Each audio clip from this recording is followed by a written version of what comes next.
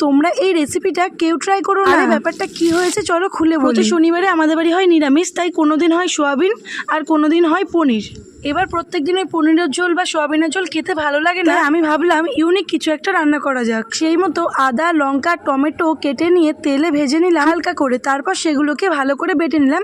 হ্যাঁ, টমেটোর খোসাটা আমি ছাড়িয়ে নিয়েছিলাম। ওদিকে নুন হলুদ ছাড়াই আলুটা ভালোভাবে তেলে ভেজে নিলাম। আর এখানে দেখো নিয়েছি সোয়াবিন বাটা, তার মধ্যে লবণ, হলুদ আর হচ্ছে একটু সেদ্ধ আলু দিয়ে ভালোভাবে মিশিয়ে মেখে নিলাম। এছাড়া ওর মধ্যে একটু গরম মশলা দিয়েছিলাম, সামান্য আটা। এখানেই সব থেকে বড় ভুলটা আমি করেছি, পরিমাণটা আমি একদমই অল্প দিয়েছিলাম, এর বদলে ময়দা দিলেও হতো। কারণে মিশ্রণটা একেবারে ছাড়া আর পাতলা হয়ে গিয়েছিল। এবার যখনই তেলে ভাজতে গেছি আর ভালো করে ভাজা হয়নি, পরে আমি আটা দিয়ে ভালো করে মেখে একদম সুন্দর করে টিক্কার মতো করে গড়ে নিয়েছি। তারপর সবকটা ভেজে নিয়ে আর একটু তেল অ্যাড করে মশলা দিয়ে লবণ হলুদ দিয়ে কষিয়ে আলুটা দিয়ে দিয়েছি। তারপর পরিমাণ মতো জল দিয়ে টকবক করে ফুটিয়ে ভেজে রাখা বড়াগুলো দিয়ে হালকা গরম মশলা দিয়ে নামিয়ে নিয়েছি। কিন্তু অতটা ভালো হয়েছিল না।